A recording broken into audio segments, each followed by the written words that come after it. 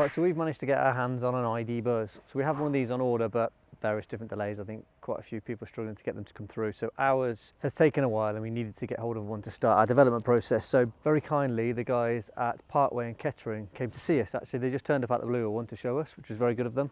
And in chatting with them, we explained the delays that were on and how we wanted to get it developing. So they were quite happy to lend us one.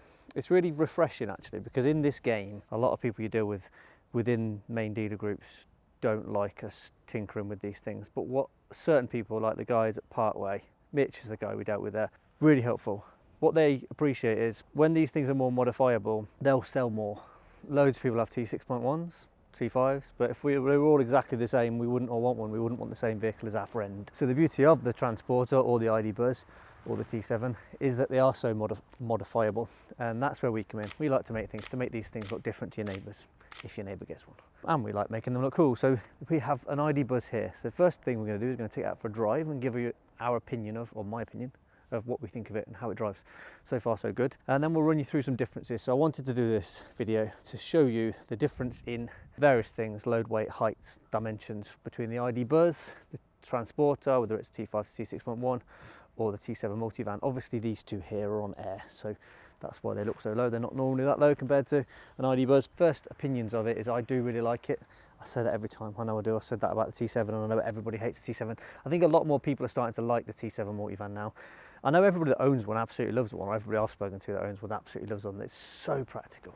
But the ID-Buzz is a different market. So if you don't know already, the ID-Buzz is a full electric vehicle. So we have here full electric ID-Buzz, diesel, T6.1, and a 1.4 hybrid T7. So we'll go through some of the facts and figures and accelerations and top speeds and various bits like that. So first port of call, while I'm waffling on, let's go and take this ID-Buzz out for a spin.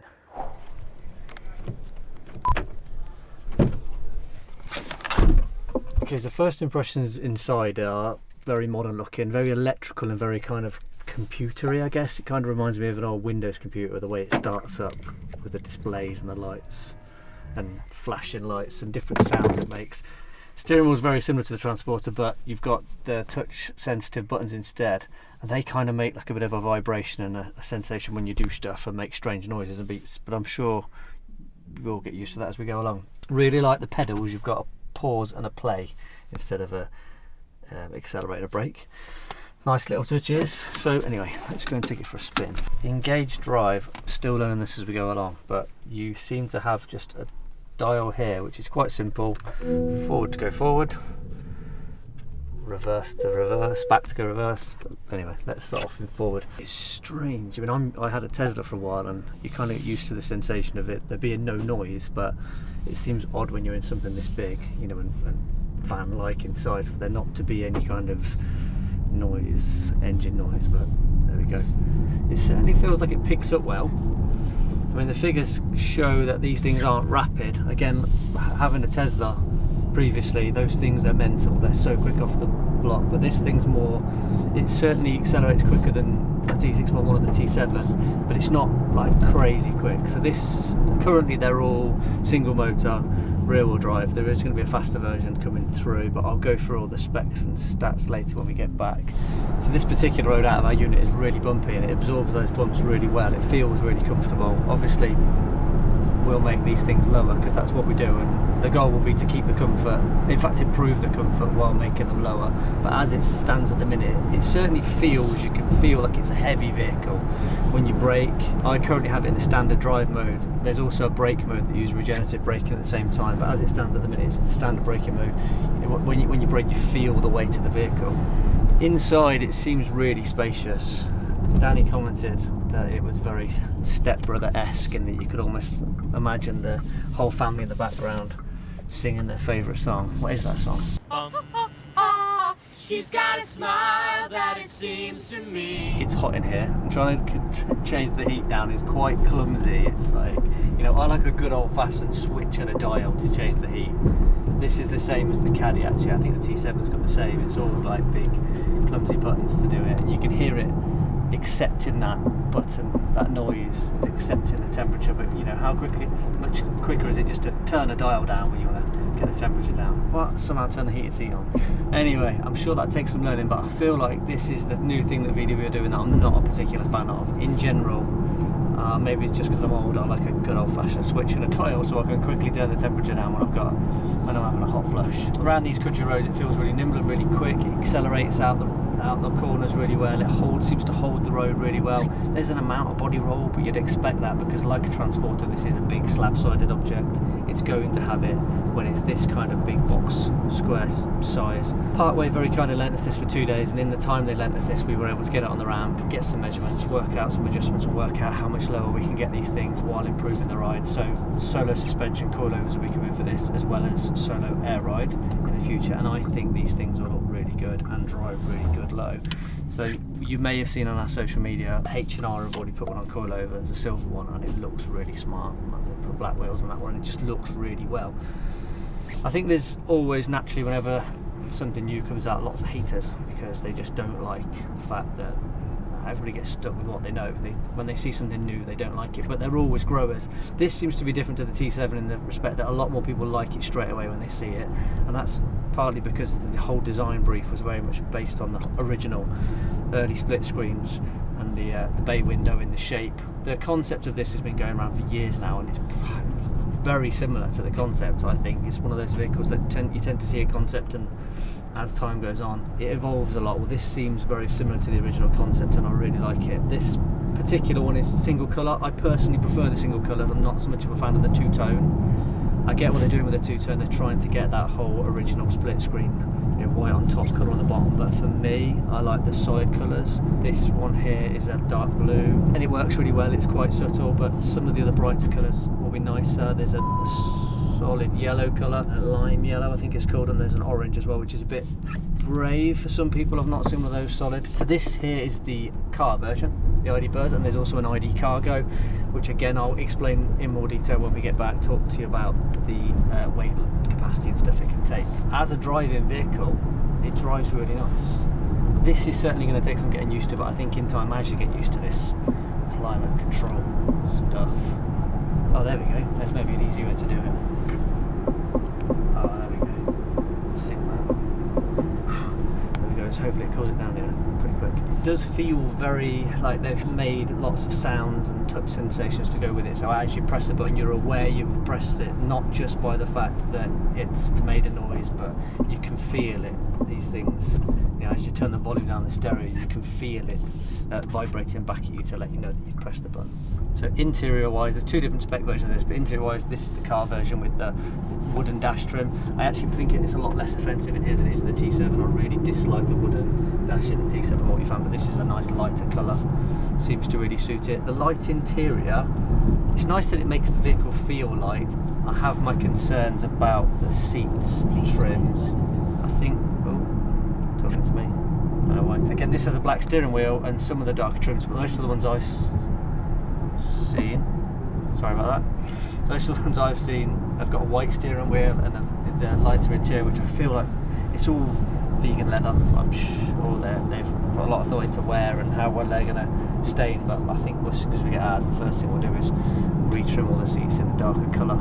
Not that everybody's going to do that, but it's really comfortable. This spec's got heated seats and armrests and various other bits, but from a family point of view, I've got 4 children and I couldn't fit my whole family in here with my wife, but the amount of space and dogs and stuff to go in the rear, I think they're a great bit of kit. I came out of my Tesla partly because I had a dog, and the dog comes to work with me all the time, and he couldn't go in the back of the van, and I was chucking him in the back of the Tesla with the white seats. Well, something like this, if you want something electrical, you want practicality, you want space, you're not bothered about rocket speed, it's definitely worth considering as a family vehicle. And the Cargo again is definitely worth considering if you're looking for something commercial, as long as you can handle the range. I'll go through the figures again when we get back, but it's certainly enough. It's around the 250 mile range is certainly enough for what I need with regular charging. You don't have the beauty of the charging network like you do with Tesla. I mean, that's the one big appeal to those, but you see more of the Onity chargers and various other quick chargers popping up, and more will so at the moment. It would make me a little bit cautious about wanting to do a long journey and having to plan charging stops along the way. I've quite often stopped off at places and you see a queue of people waiting for them, or the various different fast chargers are broken down, whereas that doesn't ever happen with Tesla. Those things just seem to function all the time seamlessly and really quick.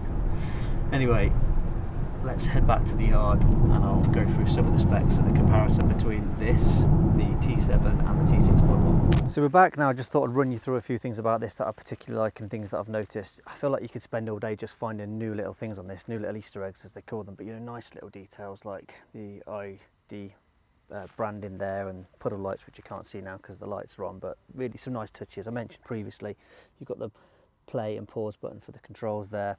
Again, I would like to see just standard buttons, but I get the fact that, you know, this whole smooth touch screen kind of element and not the need for a dial is more futuristic and more modern, but I do like a simple reach for dial just to change the controls and stuff. But finished off really nicely. Some nice little touches like when you open the door, the seat moves itself backwards and forwards to allow you more space. There's a sound that's a little bit annoying when you open the door. I don't know if that can be turned off, but I guess it's because you don't have the sound of a combustion engine running. So as you open the door, it's letting you know that it's shut the vehicle down and there's no need to change the dials here. So you can see on the stalk here, you've got your drive, your neutral, your reverse, and then your B, which is your regenerative braking mode.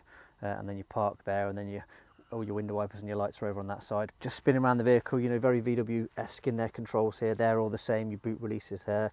Lots of places to put your keys and lots of cupboards. Details like the ID-Buzz logo here. And your cup holders, everybody's favourite that fails in a Transporter.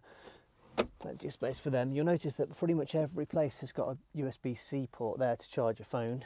We all know how important that is nowadays with kids and devices and stuff. But yeah, this light door cards, it is really nice the way it makes the vehicle light. I would like to see a dark option as well.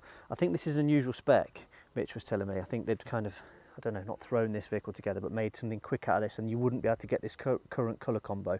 But I've only ever seen white steering wheels in all the other ones I've seen. I originally wanted to order it in black with black interior, but you couldn't do that on the spec I wanted.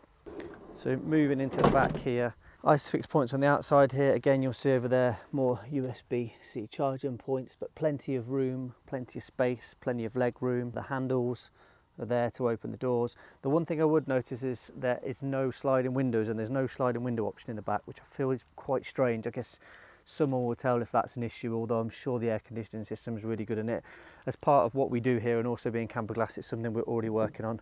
We have these dimensions over to our factory, and we're going to be making a flush sliding version of this window in the factory OEM tint, just so people can add a sliding window here if they want. Exterior wise, so these are 21-inch wheels. I think they actually look smaller in this because of the way the vehicle is, but when we jack this to the point where we knew air suspension the wheel would sit on air suspension, you can see why it needs 21s. There is smaller wheel versions as well, but the 21s really work well. What we'll see, and things that we'll develop here, is additional styling, because like I said, everybody wants to make them individual and everyone wants to make them their own. We'll see things like different colour trims here, different styles or designs. I'm sure when they do like a GT version, that'll all be written into those things. Various to the bitch, your usual. Protection strips there, some front styling, probably in addition to the rear spoiler. These have options to make them very unique, I'm sure. You know, the white badges will change, you'll get different colour versions or black version. I'm sure a nice splitter along the bottom there would look really nice. This grille is something that I'm sure will grow on me, but I feel like this gap here is really big, and an infill into that sensor there could work really well. VW have asked us just to hide the number plate on this, I'm sorry, so if you're wondering why it looks like that, it's just because we're doing as we're told. But all in all, it's really nice. You can see the wheelbase there, how much shorter it is at the front, because obviously you've not got a combustion engine sitting in that front space there. There's no need to do that, so it gives it a nice wide wheelbase, which I think is partly why it feels like it handles and drives so nicely. But this version's got the IQ lighting in. Great if you've had anything like that. Audis have something very similar. The way that they work and the way the main beam goes off when oncoming traffic comes is really impressive. And just the future really of vehicles, how this has changed so much from, you know, that and some improvements I saw on the T7 to now into the ID-Buzz. It really is leaps ahead in the way it is. So round the back here, this is your electric connection point here. Massive big flap. Not sure if that was needed to be so big, but you know, there it is. Strange not to have a fuel filling point. Don't know why they chose that corner. I'm sure there's a reason why, because of where the battery is, I suppose. So as I said previously, this is single motor, it's rear motor, rear wheel drive. Not that I've really noticed anything different in the way it would handle compared to this at the moment, because I've only really just driven it around the block, but I'd be interested to see how that handles when the roads are wet and slippy. But I'm sure there's a lot of technology in here that means that that wouldn't be any problem at all. So this is the short wheelbase version. There is going to be a longer wheelbase version, and we're told that will be a 7-seater version. That's probably what they will base a camper version or California version of if they do it. Currently, VW are saying there are no information or any news on them ever making a California. They're going to make just more like a sleeper version, which seems like it would be fairly easy to do, but love the massive boot space and then the 2 levels. So stuff under there for storage, plenty of space on the back here, and then when the seats fold completely flat, this becomes all one level. That'll eliminate the use of certain things, like I don't think a Nirvana style setup will work in this, or a slide pod possibly, which would work in the T7 setup when you remove the rear seats. And I'm sure we'll see various different pod systems added to these in time as people manage to get hold of them and start stripping them and building things to make them unique and modifiable, like they have all the other Transporters. I think you could probably have fit an extra row there, seats. Looks like all this is almost designed around that, but they've saved the 7-seater version for the longer version. The other thing that's interesting with these is these vehicles have never made their way to the States. Transporter was never put into America after the Type 2, I believe, and nothing since has gone in, but these have been spotted in America. This shorter, what they call the European version, has been spotted in America around the VW factory, so I'm sure in time this will make its way to America. It seems to make sense for it to anyway, but again then it opens up the world for modification, because they'll, over there in the US, they'll put their own twist on how they modify things, and then I'm sure we'll see those things over here in the UK as well. But I'm excited to see how that all goes. So let's run you through some facts and figures. So there's 2 versions currently. This is the ID-Buzz car version, which is currently only available in a 5-seat,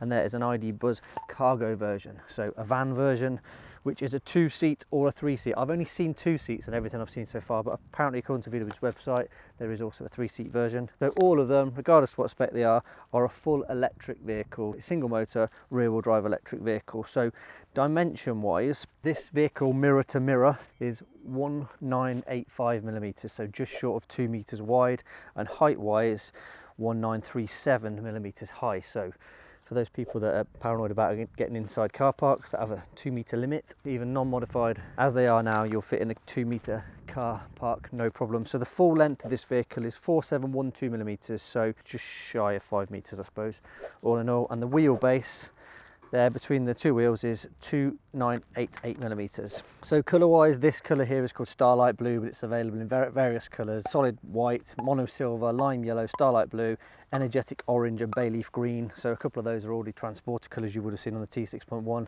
There's a deep pearl black version, and then there's 2-tone colours which are all finished with a candy white upper with a couple of different colours underneath, so the blue and the orange and the yellow were available as colours underneath.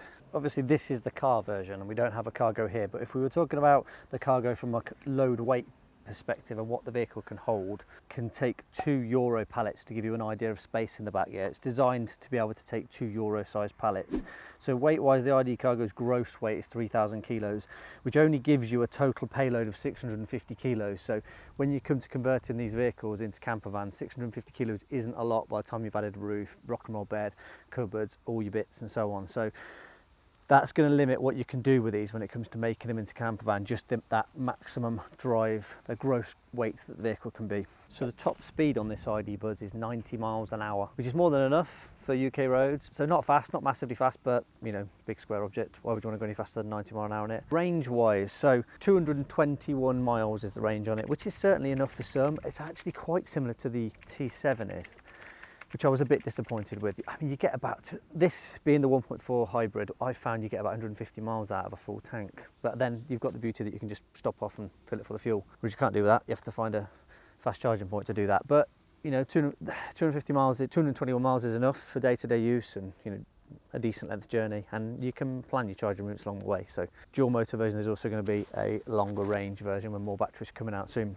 But going back to the T7, so I drove this for a while actually, for a few minutes, and I really like this vehicle.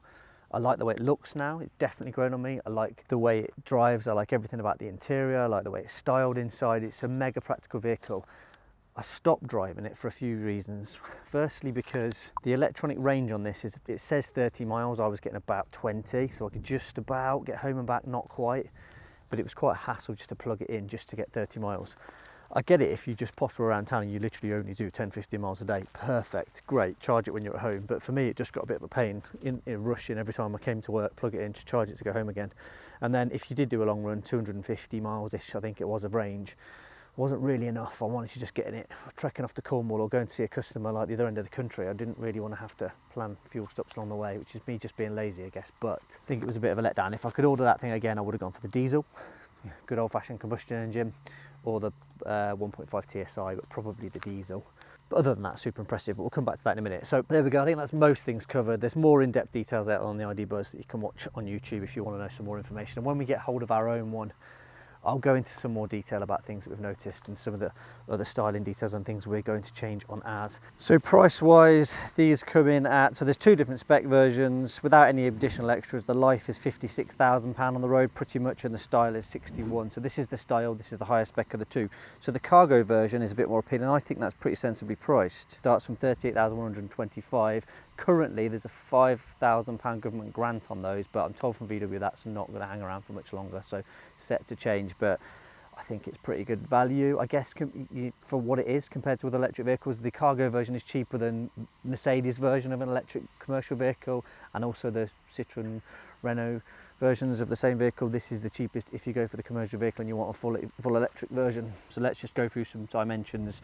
So mirror to mirror, 2297. Your standard height, before you've done this to it and made it silly low, your standard height is 1990 millimeters, so just shy of 2 meters. Again, no worries getting in and out of car parks there.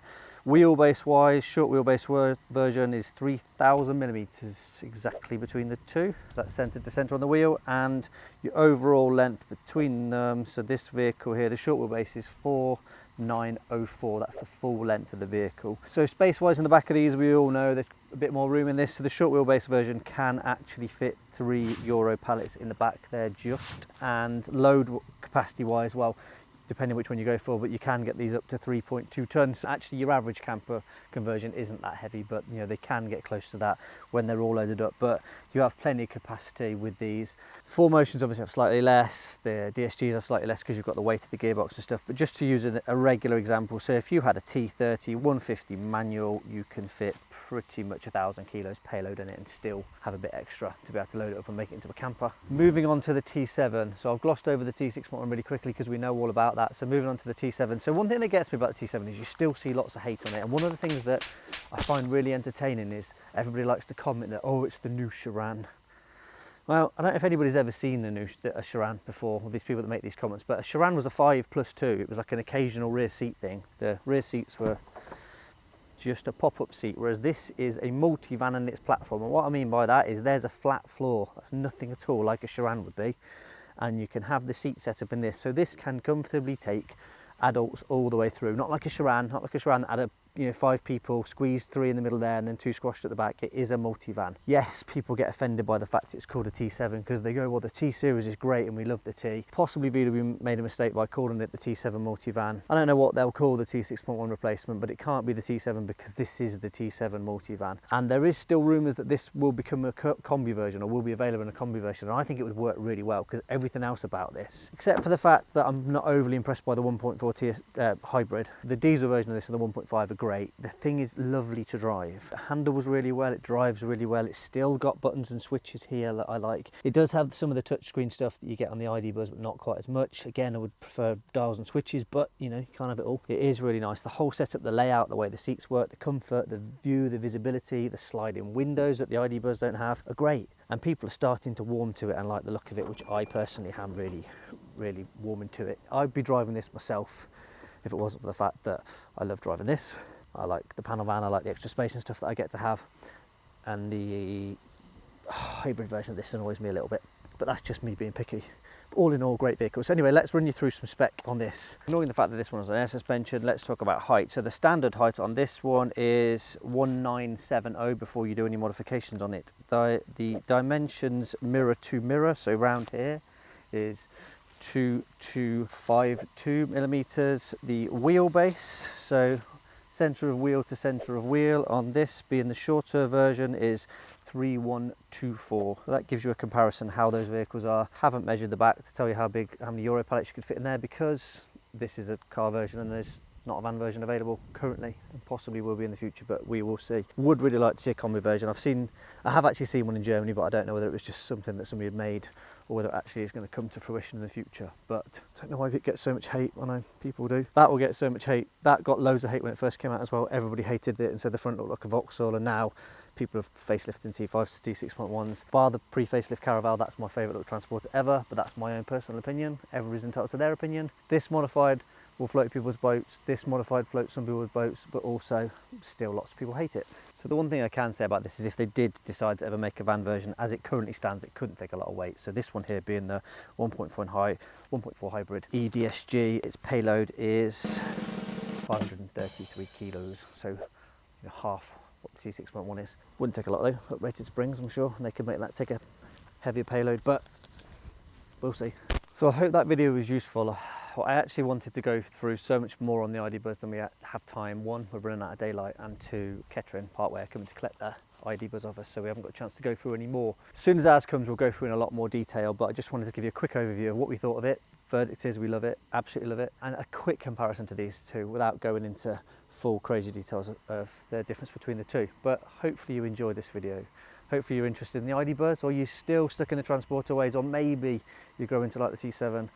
Probably unlikely if you don't like it at this stage, but lots more videos coming, lots more content coming. We're going to do a video soon to go through the list of modifications that we're working on already for this. We had the beauty of having this for 2 days, so we got to put in the ramp, take some bits off it, get some measurements, work on creating the bag plate for it, work on the dampers, work on the Solow suspension, work on some styling options, so we'll get on that as soon as we can. Some stuff coming for this, there already is some stuff available. More and more of these are starting to hit the road, so you will see more and more modifications available to them. But actually, when these things start to make their way to the used market and they come down in value, I think more and more people will pick them purely just for their practicality of an amazing 7-seater vehicle. Still developing for the T6.1. Despite the fact that the replacement will probably come out next year, there's still so much to do with these. What I love about these vehicles is, like no other vehicle, the pre-facelift T5 still looks as well on the road now as it did 10 years ago. And these things will still be going and still being modified in 15 years from now. So plenty to still be done with these.